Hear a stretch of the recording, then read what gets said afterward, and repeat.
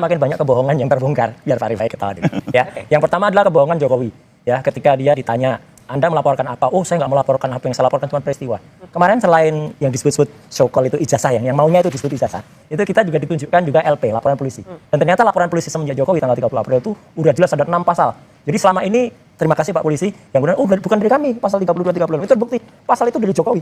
Jadi sangat jahatnya dia menuduh dengan pasal 32 35. Kemudian yang paling penting adalah apa? Ditunjukkan tuh ya kayak dulu ketika misalnya ada keluarganya Jokowi waktu itu bahwa ini adiknya Iriana waktu itu bahwa ya hanya ditunjukkan gitu saja. Jadi kami itu jangankan memeriksa ya. Jadi ingat ya, bukan diperiksa. Kami hanya disuruh melihat. Karena untuk megang saja nggak boleh. Karena misalnya untuk melihat kertasnya ya, kita ngintip kertasnya itu benar nggak, ternyata benar atau enggak, itu nggak bisa. Jadi itu tetap ada di dalam map dan kemudian dari situ saja. Tapi saya dan Dr. Ismon sudah punya satu kesimpulan bahwa itu tetap 99% tentang LP ya. Jadi ya. Ini isu yang baru dibangun Mas Suryo nih. Jadi publik bisa mengikuti media sejak awal kami sudah menyatakan laporan kami adalah 310, 311, 32 dan 35 ITE. Jadi ini sesuatu yang sudah kita jelaskan berkali-kali, semua orang tahu, lalu sekarang dibangun isu baru seolah-olah kami tidak pernah menyatakan itu. Silakan dicek di media. Ya jadi kalau soal laporan clear, memang 32, 35 kami laporkan. Kenapa? Karena Pak Jokowi sendiri terheran-heran ada sekelompok orang melakukan atraksi IT lalu menyatakan ijazah yang diyakini asli menjadi palsu. Ini kan perlu dipertanggungjawabkan penggunaan IT ini ya. Sesuatu yang asli menjadi palsu ini kan hebat sekali. Karena kita yakin kemajuan teknologi harusnya tidak untuk memutarbalikkan kebenaran. Karena itu kita minta diuji, diperiksa oleh penyidik. Dan pasalnya ada di 32 dan 35. Jadi ini sesuatu yang hanya isu baru yang dibangun. Kedua soal ijazah, kembali lagi. Sebenarnya kami sudah menduga ya, ditunjukkan pun pasti ribut lah gitu. Jadi nggak ada manfaatnya juga. Cuma kemarin karena Pak Direskrim mengambil kebijakan untuk menunjukkan ya kita oke-oke aja. Karena kita nggak takut kok. Sudah diperiksa Lafor juga itu barang asli ya. Dan yang menarik satu, minggu lalu Mas Suryo di tempat ini juga menyatakan bahwa ijazah itu harus ada watermark dan emboss. Nyatanya barang itu ada. Jelas terlihat ya. Bisa dilihat. Ada. Nah itu kembali lagi semua orang melihat itu kok. Kemarin semua yang keluar dari ruang gelar juga diwawancara mereka melihat itu. Nah sekarang disangkal oleh beliau. Kembali lagi jadi sebenarnya kita niatnya baik menunjukkan tapi kembali lagi kalau etikanya buruk ini selalu diputar balik dibangun isu baru. Sehingga kalau buat kami adalah sudah tidak perlu lama-lama lagi ajukan ke sidang, lakukan persidangan semua terbuka publik bisa melihat. Enggak soal juga yang dilempar enggak bukan isu yang menarik contoh Mbak. Tahu-tahu mengajukan 3 ahli. Ya, buat apa didengar? Ajukan saja diperiksakan sudah dikasih haknya oleh penyidik. Silakan didengar. Ini menerangkan. Lalu kedua, membawa-bawa perkara di Mabes, membawa LP yang nggak diterima. Itu kan bukan konteks yang dibahas di situ gitu ya. Jadi yang berani saya tadi melihat apa yang disampaikan itu bukan persoalan, bahkan ini hanya sekedar melambat-lambat, menunda-nunda penyidikan soal minta gelar gitu ya. Sehingga kemarin pun juga saya bilang ya sudah kita sudah mengalah semua, ijazah sudah tunjukkan. Cara paling baik adalah selesaikan agar pasti hukum. Oke. Kalau gitu tapi ini dibilang menunda-nunda loh. Enggak menunda. Ini jelas bahwa dengan melihat kemarin ya, saya ini tukang potret itu bukan hanya dari tahun ini saja ya. Sudah semenjak ya ini saya tunjukkan aja lah. Nih ya, sudah sejak tahun 95. Saya itu juara 1 fotografer nasional pada saat itu untuk ini menterinya waktu itu Mas Pak Yud Afi. Jadi saya bisa tahu foto itu asli dicetak dari kertas warna atau foto itu reprinting lagi dicetak ulang. Meski hanya lihat aja. Oh iya, kalau itu kelihatan lah. Dan apa? Kertas foto yang itu disebut kertas foto itu terlalu kontas. Dan kalau untuk 40 tahun usianya. Karena ini kan disebut ijazah ini konon kan. Itu kan disebut ijazah ini kan ini bukan ijazah yang kemarin ya. Ini yang diupload oleh si Dian Sandi kemudian dikoreksi, dipalsukan lagi oleh Andi Aswan ya. Tapi kira-kira fotonya saja itu sangat kontras kemarin. Foto yang sangat kontras itu tidak bisa dihasilkan dengan apalagi dengan kualitas sudah 40 tahun lebih. Foto dari coba lihat ijazah-ijazah yang lain, teman-teman yang lain. Itu pasti sudah memudar karena kemis, karena kualitas kimia. Kalau foto yang tidak memudar, itu berarti cetakan baru. Itu satu. Yang kedua adalah juga tetap ada yang namanya garis ini.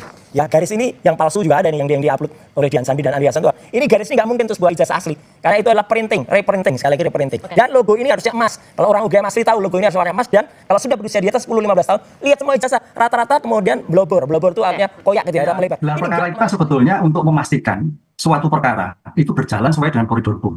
Memastikan bahwa bukti itu bernilai dalam suatu nanti pembuktian, memastikan tentang lokus deliktinya, memastikan tentang tempus deliktinya, semua memastikan sebelum dibangun suatu persidangan, kan gitu Pak. Oleh karena itu sebagai bentuk ijazah itu juga dipastikan ada. Itu yang dilakukan kalau dalam perspektif polisi yang nanti dalam penuntut umum itu memang perspektif beliau kan gitu kan, perspektif yang membuktikan nanti dalam suatu persidangan lah. Mas Roy juga perspektif yang berbeda. Ini suatu sampai kiamat tidak ketemu, ada ketemu. Lah ketemu nanti di persidangan. Disitulah nanti sebagai bentuk persiapan apa yang dilakukan oleh Polda Metro yang kemudian melimpahkan pada penuntut umum itu mempunyai kualifikasi nilai atau tidak kan itu. Yang sementara ini pasti diyakini mempunyai nilai. Tapi apakah itu nanti betul atau tidak pembuktian di persidangan. Disitulah yang pasal 311 Mas Roy Suryo mau tidak mau harus diberikan kesempatan untuk membuktikan ijazah yang diberikan seperti apa. Karena ini berkait dengan alam fitnah kan itu loh. Fitnah itu berkait dengan sesuatu yang tidak betul. Yang tidak betulnya di mana? Mudah-mudahan nanti di dalam pembuktian itu adalah suatu egaliter. Karena ini pembuktian forensik yang kita orang hukum tidak tahu. Forensik itu adalah ilmu pengetahuan untuk membantu membuktikan. Nah, disitulah nanti hakim harus melihat suatu luas tentang antar bukti satu, bukti yang lain, antara satu-satu dengan yang lain. Disitulah nanti suatu persidangan akan terlihat seperti yang kita harapkan. Diselesaikan di forum yang tepat ya ke pengadilan. Karena kembali lagi kalau ini terus dibiarkan ya isunya loncat-loncat terus.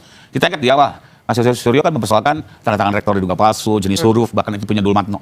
Sekarang isu ini udah hilang, Malah berubah masih terus banyak. berganti-ganti. Tambah, Kemarin isunya tambah isu. ada emboss, ya ada lagi apa namanya watermark, sudah ada, ternyata loncat lagi Makin sekarang bohong, kan? kecaman foto gitu ya. Jadi Pak Roy seolah-olah ilmu segala apa ahli segalanya. Tapi kan kalau diikuti terus kan nggak selesai, Pak. Tapi kalau menuju satu pengadilan masih mendorong. Poslapor sudah bekerja profesional. Ini ijazahnya dibandingkan dengan ijazah-ijazah lainnya. Apalagi skripsi itu sudah dibandingkan juga dengan fakultas-fakultas lain. Jadi biarlah ini semua justru dibuka nanti oleh jaksa. Apa saja alat bukti yang dimiliki, bagaimana atribut pembuktian Pak Jokowi ya. Karena kami yakini kebenaran adalah kebenaran dan tidak bisa diputar balik dengan rekayasa IT maupun narasi yang dibangun di era poster. Tapi kalau masih mendorong, ini kan ini status tersangka masih belum tahan, masih mendorong ke arah sana nggak? Oh, kalau Pak Jokowi nggak penting soal paksa ya. Artinya kalau kami lebih kepenting adalah agar soal apa namanya ijazah ini clean and clear ya, kalau istilah beliau loud and clear ya.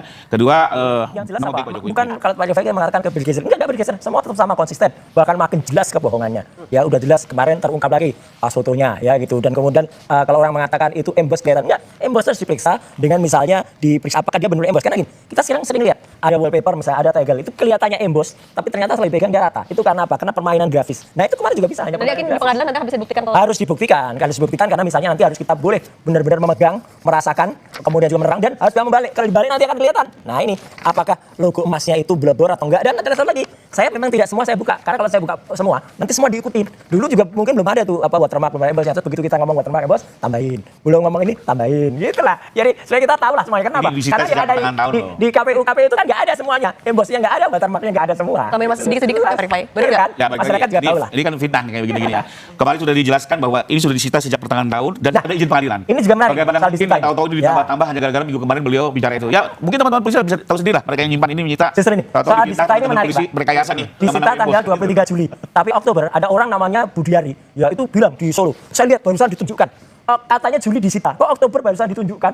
Itu kan bohong banget tuh Budiari sama Damanik. Terus kemudian tanggal 23 November dan 19 November di salah satu TV lain, orang namanya Andi Aswan dengan kebohongannya menunjukkan saya barusan scan ijazah asli. Nah kalau barusan scan itu berarti sebelum apa nggak mungkin sebelum Juli kan? Karena berarti apa? Kemarin saya tanya polisi, apakah di tanggal 23 Juli itu segel dibuka dan diberikan kepada orang enggak? Nah berarti kalau tidak, berarti banyak orang berbohong juga. Jadi ini kan makin muncul kebohongan-kebohongan baru yang terjadi. Dan saya berterima kasih sekali terhadap Polda Metro Jaya, terhadap KIP dan semua, karena semua akan terbongkar dan semua akan dibongkar. Dan memang sebelum disidang nanti orang juga udah tahu kok ujungnya apa, karena ujungnya ijazahnya. Ini kan sebetulnya kan pembuktian itu sebagai bukti tambahan atas 311 fitnah tadi, Mbak. Ya. Tapi 311 ini kan terkait suatu tindak pidana pencemaran baik, kemudian upload IT, kemudian dan sebagainya, rentetannya kan segitu. Tadi subjek awalnya kan seperti itu. Nah, oleh karena itu dalam seperti ini nanti tantangan yang paling berat adalah majelis hakim melihat sejauh mana tentang digital forensik yang dibuktikan pada kedua pihak. Karena ini ilmu-ilmu lain.